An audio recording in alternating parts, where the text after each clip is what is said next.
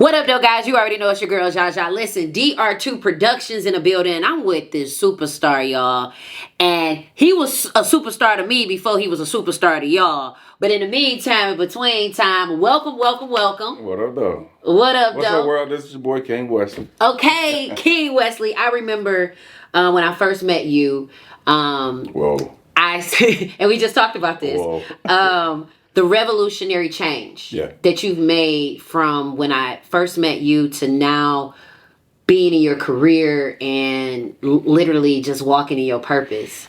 How do you feel about that change and that transition from what we say 2007 to where you are now? 17 years ago. Wow. I feel good, man. I feel great, actually. It's not good. I feel great. Okay. Because like we was just talking, let's just continue from where we was just talking. Man. Like we stated, like if we're not changing, then we're rotting. Literally. You know what I'm saying? So I feel good. I'm able to, I don't wait for others to see it. Yeah. I see it. Come on. I know how I feel when I revisit certain areas. Okay. You know what I'm saying? Yeah. Like, I don't belong here anymore. The nostalgia of it as well as the uncomfortability of it. Yeah. And speaking of being uncomfortable, you know, you've transitioned in careers and now you are a full-time actor, writer, producer. You've been in plays, productions, all kind of stuff. And so when you first started working with Dennis, what was that like? How did y'all meet? How did you get the opportunity to say, you know what, I think I want to try out this acting? So I met Dennis through a mutual friend. Okay. And you know the friend. Okay. Shout out to Joe, Tattoo Joe. Gallery Tattoo. I was acting was something that was always a part of me. Like I've never ever told anybody about this. I'm talking about since I was 8. And this was just something that was in me. But to show you how God moves people and will move you to meet people. Come on. There was back from when I was in the streets, there were some people and some things that were removed from me. Come on. That led me to Joe managing his shop. Wow. You know what I mean? I was the manager. So in walks who the world knows as Dennis Reed II. Come on. This was Dennis that was coming in and he was selling his books. Wow. You know what I'm saying? At the time he was confident but yet humble. You know what I'm saying? He asked me, is Joe here? I'm like, no, I asked him his name. He said Dennis.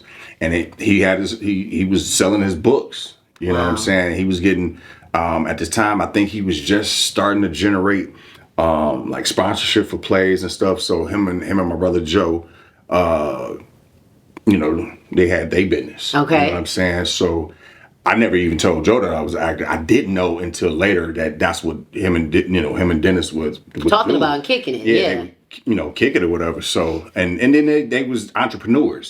So at the time I wasn't an entrepreneur. Right. I was a prior drug dealer. You know what I'm saying? Okay. I'm just trying to find my way. Revolutionize your life. Right. So they was having entrepreneur talk. You know what I mean? So I later found out from, I think months later, I think a poster went up and it said Dennis Reed II presents whatever that stage play was. If I can't even think of the name of it. Right. That's okay, but it was his play. It was posted in the shop, and I asked, bro, I'm like, you know, who's behind this play? Yeah. Never telling him that I wanted to act. Yeah. But I'm like, he was like, no, you remember that guy Dennis that came in? I'm like, so. Moving forward, I ended up getting cast for another guy named Joe Smith, right? Wow. The producer. Film producer, Joe Smith, for a play that went on to become a Tubi blockbuster, which was Diamond Girls. Okay. I was cast as the role of Carlos in 2000, and this is right around 2009. And the play, it ended up getting dropped. And then in 2012, he was able to get the funding back. So we performed this thing over at the Northwest Activity Center. And when I tell you, we like broke all the rules of plays. Yes. Like we had the money, the guns, the drugs, like the guns that went off, like, you know, with blanks and everything. Like the very next week, I got an inbox from Dennis. Wow. That's an amazing story. Man. And here it is now, 20 years later? Damn near, yeah. Almost 20 years later. Yeah.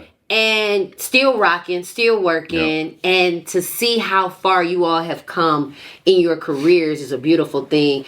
And being that you're a man, not just a Valor, but being a man from the city, being a man from Detroit, working with another man. You know, sometimes that's a hard pill to swallow for another man to work with another man or work for another man or be a part of production. What was that like in terms of seeing another role of leadership, right? Because street leadership and professionalism is two different things. So let's take it a little deeper, right? My father walked out on me when I was 8 years old, so I've never had the father figure around me. I always had an older brother. Okay, you know what I'm saying? He was 10 years older. So not that I treated my older brother as my father. Yeah, but there, you know how we come up in our time, it's still respect. Yes, you know, and big bro Dennis being older.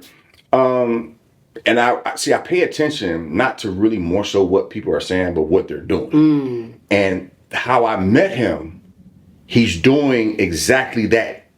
At that point, he did it in the middle when he was finding himself. He was still trying to thrive for something bigger. Yes. You see what I'm saying? Yes. So, me coming from the streets, he's not unfamiliar with the streets either. Right. You know what I'm saying? So, we kind of like we it's certain elements. So you watch, like if you're in position to help me, right?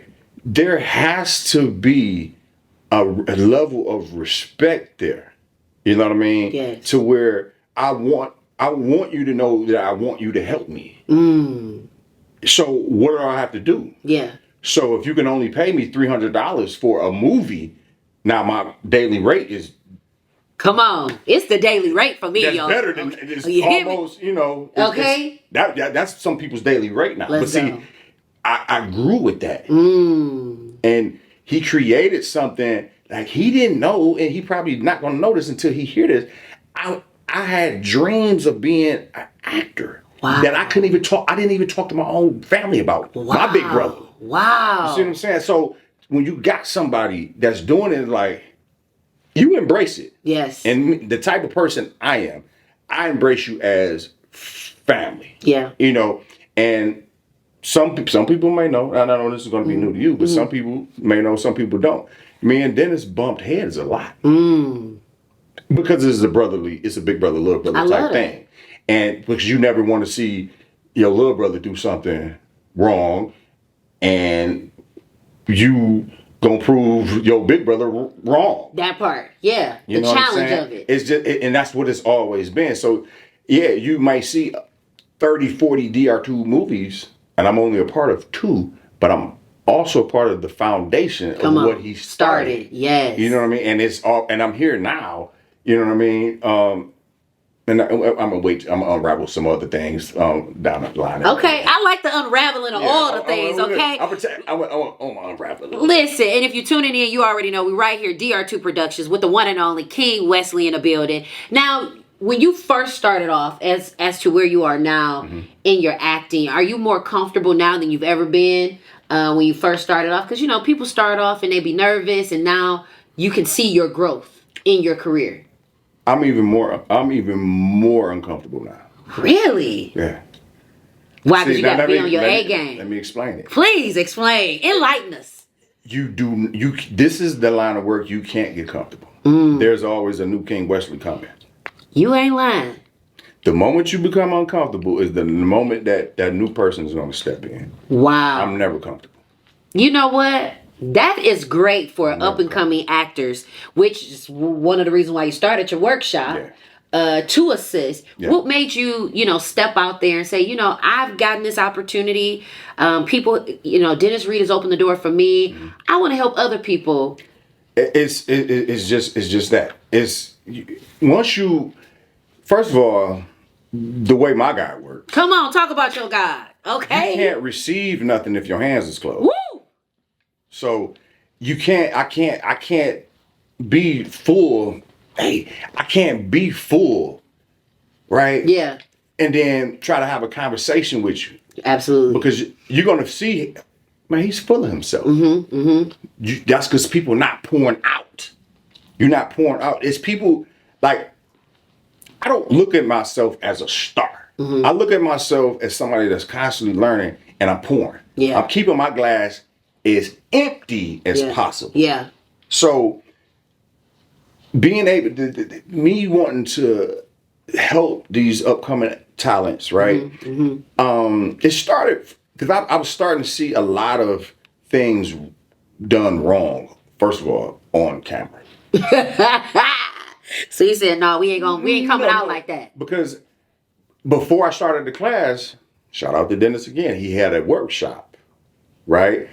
And it was people that filmed this. So I remember what I say. I'm on camera saying that we are going to be, we're going to be bigger than certain other cities that's doing what we're doing. You better manifest. We are about to have hundreds and hundreds and hundreds of millions of dollars. Come on. I've said this. Dennis heard me say it because he had me on the panel speaking it. Let's go. And people are flying in. I just met Tawanda Braxton in the hallway. I didn't realize who I was talking to at first, but she came into Sony's office. And so this is how I know. Yeah. You know what I mean? So where we at right now is not surprising to me. I just wish, I just wish one thing. It's not about, I love competitive nature. Yeah. Right? But I don't like division.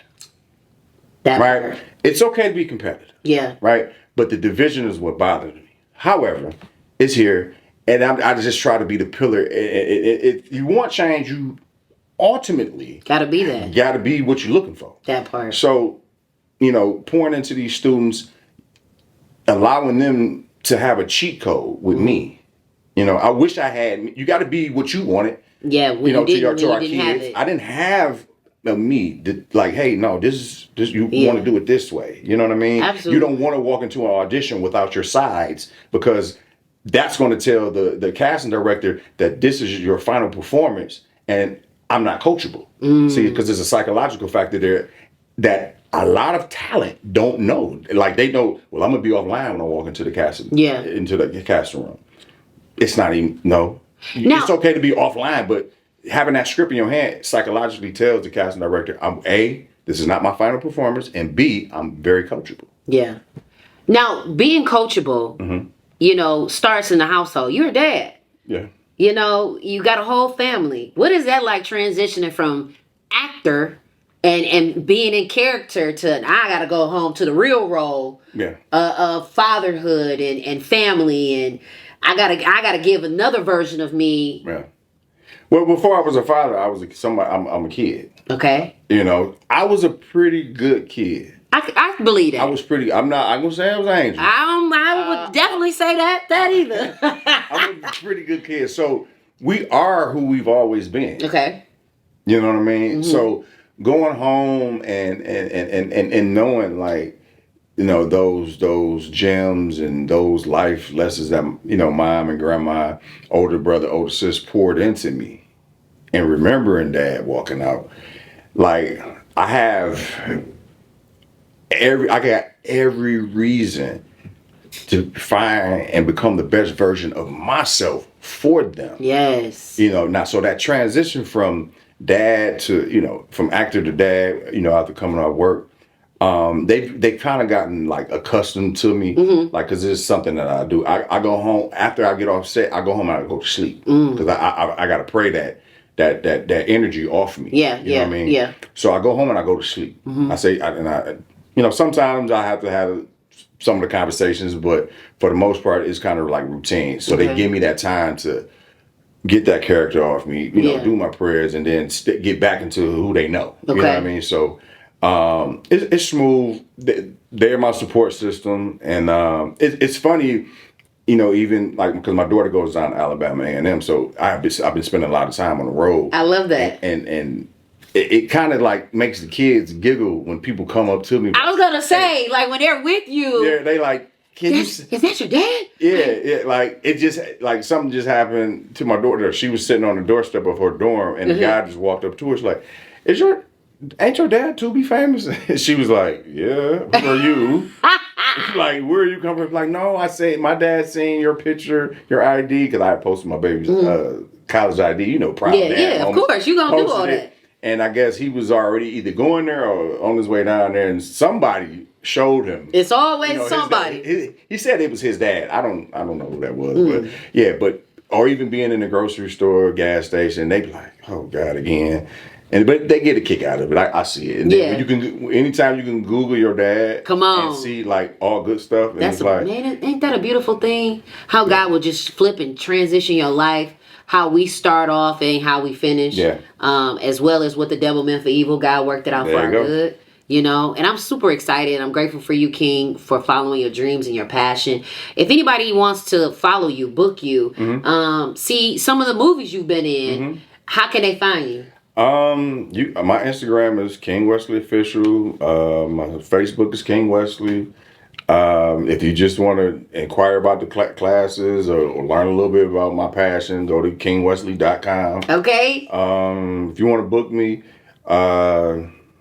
you can email booking at bookingkingwesley@gmail.com. Okay, listen, y'all heard it here first. It's your girl Jaja DR2 Productions. Another one. Let's get it.